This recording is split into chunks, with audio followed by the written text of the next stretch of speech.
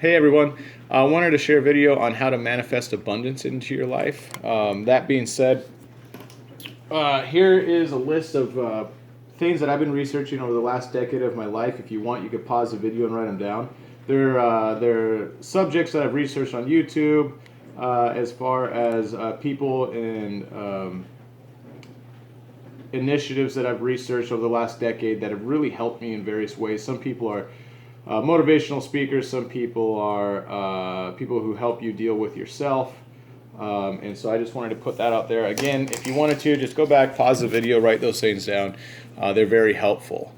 That being said, as far as the first saying with manifesting abundance, each individual, I would suggest, is going to have to define what abundance means to you, because there could be abundance monetarily or financially, abundance with love, with friendship, with health, abundance with acquisition of materialistic goods. There's a number of things that could define as abundance. So I'd get a clear definition for yourself, and then I would decide what you want to do moving forward.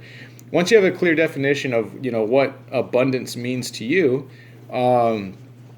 pick something. Pick a goal that you want to accomplish, or something that you want. Maybe sometimes it's easier to start with manifesting something specific that you want, and write it down. Write down the attributes that you'd want of it. If it's a relationship, write down the type of person, the personality, maybe even physical characteristics. What are they into? How do they treat you? All those sorts of things. Okay. Then at the same time, in my own personal life, I started manifesting things a lot easier once I was kind of had a singular focus on them.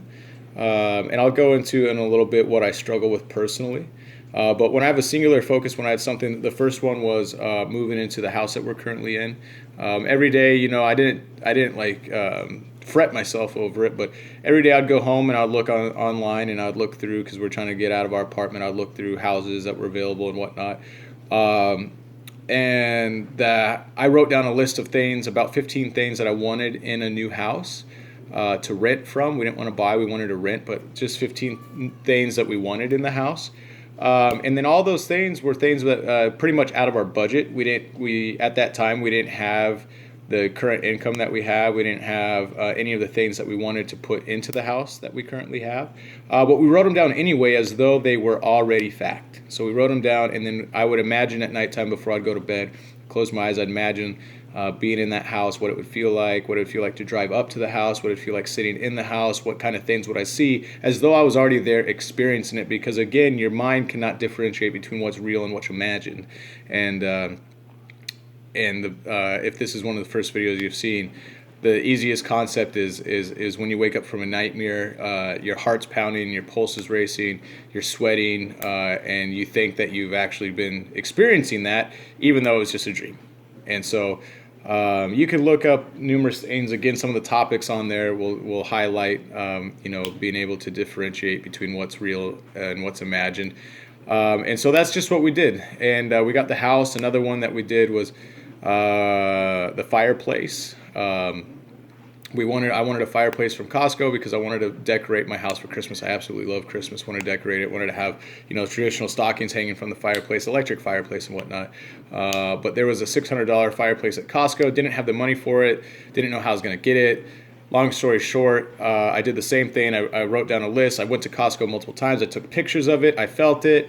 I turned it on, I turned it off, I would go home, I would relive the pictures, I took video of it, I would go through the video and see, what it looked like, and I got it really clear in my mind what it would be like and where it would be in my house. And we got the fireplace. We ended up paying $300 for it, but it was still $300 less than that. And then a week before we bought it, when we purchased it for $300, I had gone to the casino for my birthday. We went and ate at a buffet.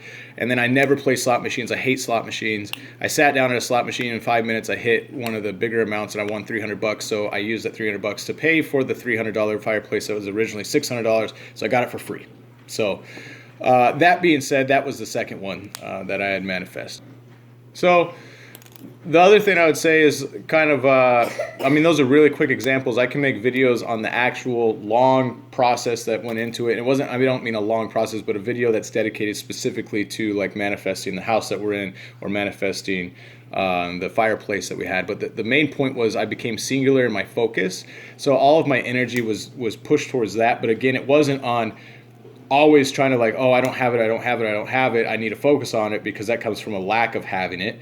And that's the frequency that you emit. It was just more of like each and every day I would take some time out of my day, about 5-10 minutes, and I would just visualize what it would be like to actually have the thing. So I was dedicated and I was consistent to the one thing that I wanted.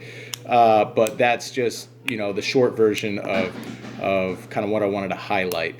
Secondly, it's always about what frequency are you on. It's the same concept with the radio station we talked about in other videos. What frequency are you emitting? You know, you can't feel abundant and be poor at the same time.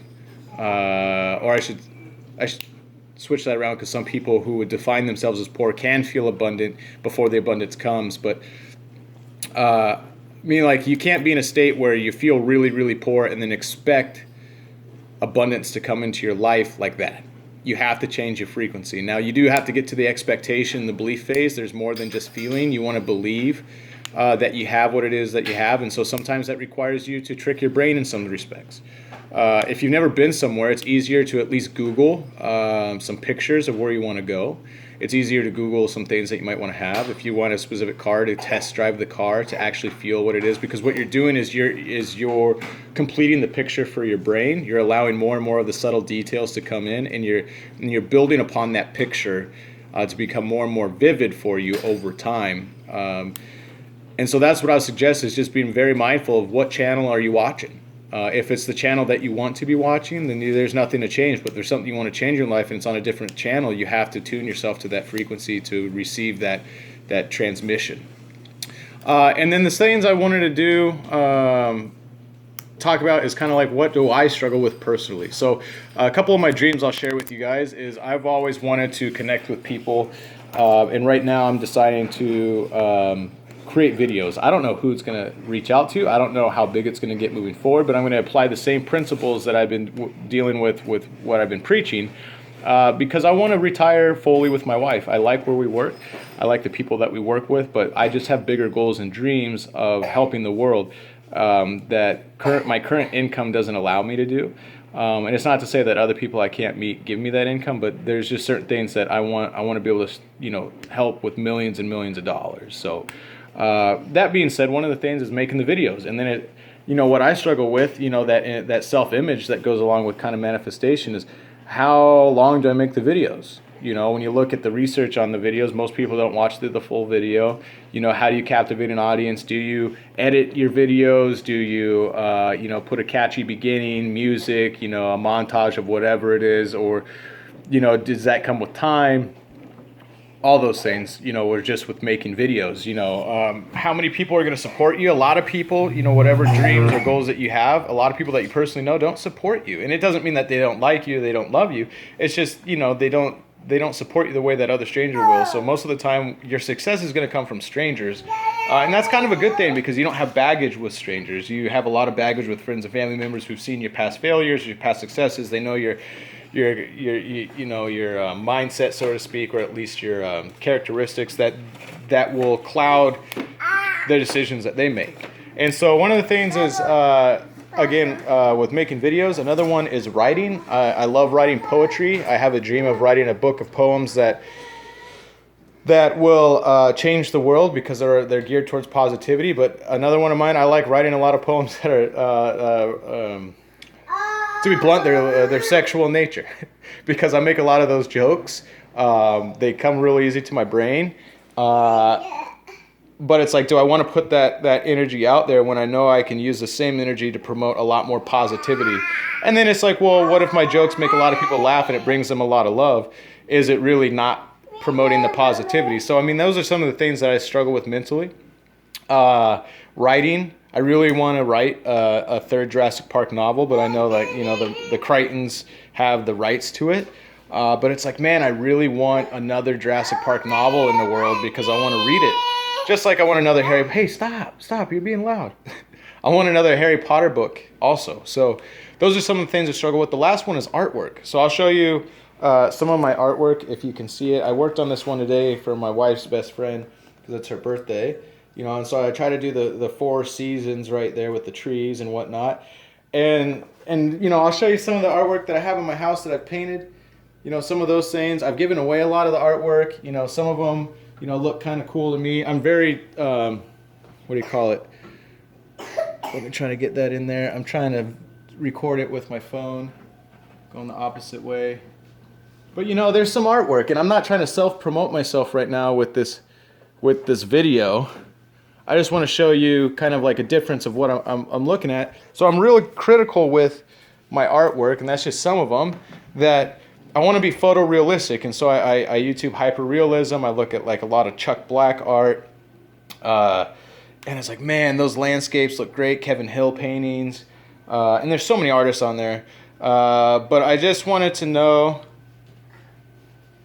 I know that I want to do that, but then at the same time, it's being kind of true to myself too. Like, yeah, I want to do hyperrealism, but a lot of people have commented that, or at least people that I've worked with or shared my art with, they like my style. And so then kind of, how do you balance your own style versus how do you balance doing something else maybe, or capturing something that's more photorealistic, or having this idea in your head that that's what people want when really you don't know what people want. There's tons of times where you see paintings, you're like, whoa, how did someone pay $5,000 for that? That just looks like painting that was splattered on the canvas. So those are just a couple things I wanted to share with you as far as my manifestation. I wanted to be real at the very end about what I struggle with, because I know these techniques and these things that I believe in, but I still struggle with them too. And so it's one of those things that I'd encourage you, whatever path you're on, to continue moving forward with manifesting the type of life that you want, but also understanding that it's not always, your brain's going to get involved too much. You know, when you try to overthink how, just do it. Just do it. All right, have a good day.